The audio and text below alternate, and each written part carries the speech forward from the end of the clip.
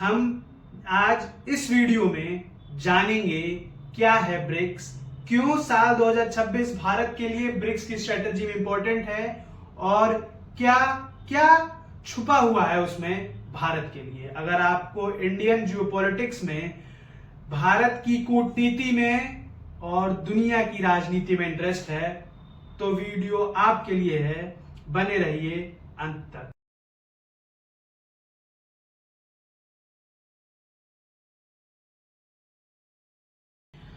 आज से कुछ दिनों बाद भारत में 12 से 15 सितंबर 2026 को होने जा रहा है ब्रिक्स सम्मेलन। BRICS Brazil, Russia, India, China और साउथ अफ्रीका, एक संगठन जो बना था नाटो के खिलाफ, एक संगठन जिसमें यूएस को काउंटर करने की ताकत रखी गई थी, एक संगठन जहां भारत इस साल चेयरमैनशिप कर रहा है साल 2026 में। मैं आपका दोस्त और होस्ट लौटा हूं पास द पावर के एक नए एपिसोड में, जहां हम बात करेंगे ब्रिक्स की, ब्रिक्स क्या है और कैसे भारत इसका फायदा उठा सकता है। Brazil, Russia, India, China, south Africa, एक संगठन जो ब्रिक्स कहलाता है, वो शुरू किया गया था यूएस के और यूएस को काउंटर करने के लिए, पर समय के साथ उसमें और भी कंट्रीज जुड़ती चली गई। ये लिस्ट आप पीछे देख सकते हैं।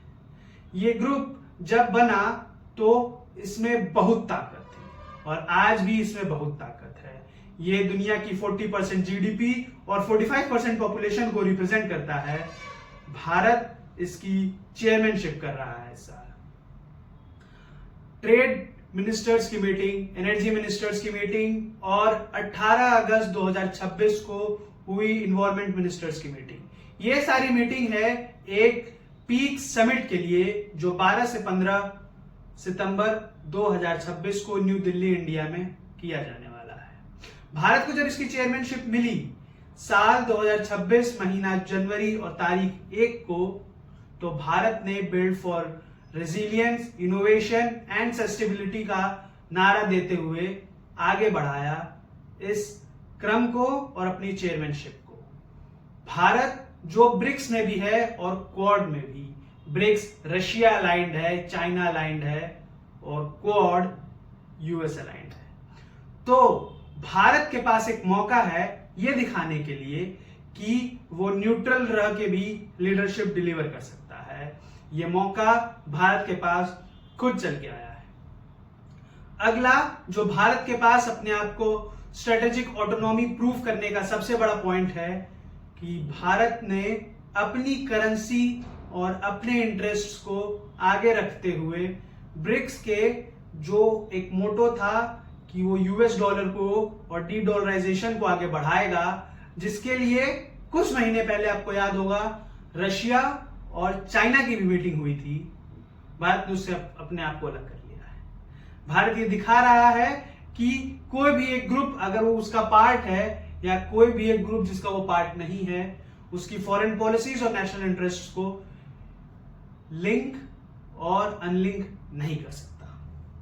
लेयर बाय लेयर इसमें भारत की परतें अब मैं खोलूंगा, दिखाऊंगा कि भारत कैसे आगे बढ़ रहा है। सबसे पहला, चाइना को काउंटर करने के लिए रशिया का साथ भारत का बहुत जरूरी है। क्यों?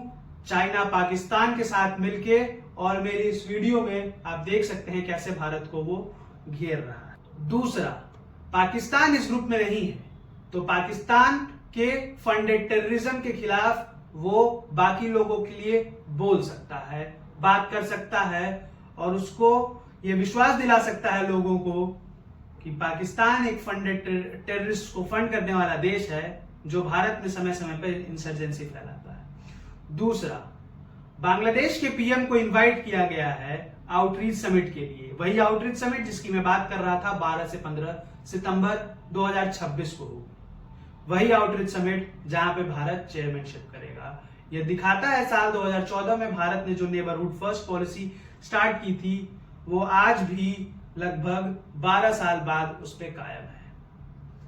तीसरा, करेंसी के मामले में मैंने आपको बता दिया कि भारत अपने आप को ब्रिक्स करेंसी से अलग कर रहा है अपने नेशनल इंटरेस्ट के लिए, पर यहां यह ध्यान देना जरूरी है कि यूएस को काउंटर करने के लिए रशिया और चाइना को काउंटर करने के लिए रशिया का साथ भारत देता चला आ रहा है।